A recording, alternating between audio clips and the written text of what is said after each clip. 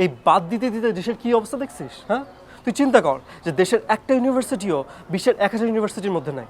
হ্যাঁ, আর আমরা কি করি প্রত্যেক বছর দূষিত শহরের মধ্যে 1, 2, 3-এর মধ্যে থাকি। হ্যাঁ, আর স্বাধীনতার এতটা বছর পরেও একদল মুক্তিযোদ্ধা নিয়ে ব্যবসা করছে, একদম ধর্ম নিয়ে ব্যবসা করছে।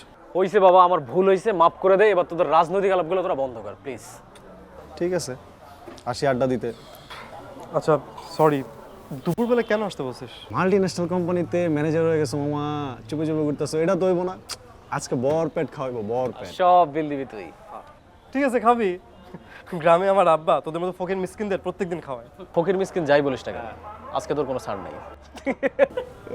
আচ্ছা ঠিক আছে, কি খাবি বল। ভাবি কাঁদতেছো কেন, কি হয়েছে? হ্যালো আব্বা, আব্বার কি হয়েছে?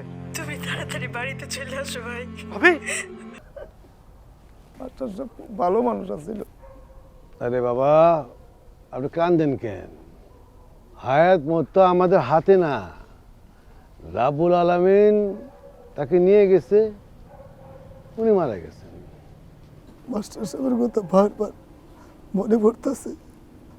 উনি সুখে দুঃখে আমাদের পাশে সব সময় থাকতেন। তো সেটা তো চেয়ারম্যান সাহেব রেও পান। আপনাকে কোন বিপদে আজ পর্যন্ত তারে পাশে না পাইছেন? আরে রাসেল, চুপ কর না।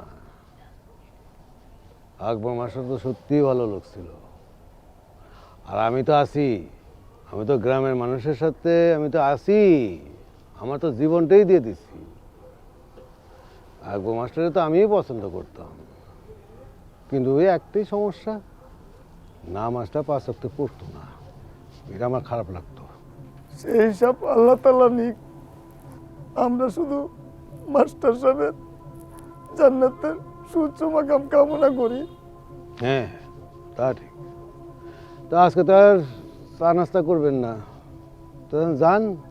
আর এই রাসেল, ওইখানে ওই মাস্টারের বড় ছেলে, ওর নাম জানো কি? শফিক। আর শফিক, শফিকের যায় বলবি যে এই যে লাশ দাফন টাফনের যাবতীয় খরচ তাদের ফ্যামিলি থেকে যেন না করে। আমি স্কুল কমিটির সভাপতি হিসাবে এরা যাবতীয় খরচ আমি করব, জানিস। কইছিলাম, কিন্তু ওরা 1 টাকাও নিব না কইছে। আমার কথা বলার পরেও নিব না? না।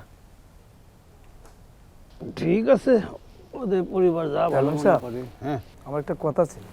বলেন। স্বাস্থ্যকেন্দ্রের অ্যাম্বুলেন্সটা যে নষ্ট হয়ে পড়ে আছে, সদর হাসপাতালের অ্যাম্বুলেন্সটা যদি সময় মতো পাওয়া যেত, মাস্টার সাহেবের বাঁচানো যেত।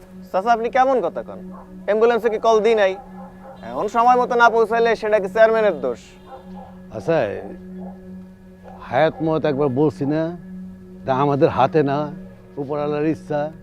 মাস্টার সাহেবের এই পর্যন্ত হায়াত ছিল, তারপর নিঃশ্বাস। এইটা নিয়ে এত ফালতু পেছাল করার কি দরকার? যান আপনারা আগান, আমি আইতেছি। যান। ওয়ালাইকুম আসসালাম।